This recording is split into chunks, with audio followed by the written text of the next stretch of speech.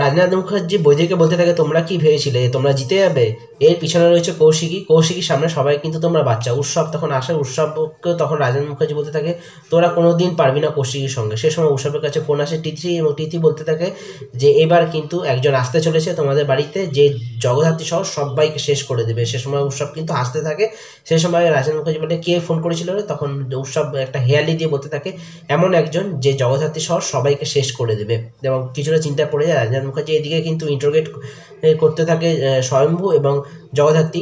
এদিকে সঞ্জিত ব্যানার্জি, তারপরে লিলিপুট, তাদেরকে সবাইকে কিন্তু বেশ বেদম মারতে থাকে। এবং সেই সময় রাজেন্দ্র মুখার্জি বলতে থাকে, ফোন করে এবং বলতে থাকে, তোমার মেয়ের আজকে বিদায় পর্ব এবং তুমি ওখানে গিয়ে চলে এসছো, তাহলে এবার কিন্তু তোমাকে বন্দুক টন্দুক রেখে জ্যাস চ্যানেল থেকে এবারে জগদ্ধাত্রী হয়ে তোমাকে ফিরে আসতে হবে, কারণ তোমার মেয়ের বিদায় পর্ব চলে এসছে। এদিকে সবাই কান্নাকাটি করতে থাকে এবং কিছুটা ভাবুকও হয়ে পড়ে রাজেন্দ্র মুখার্জি। এবং দেখা যায় যে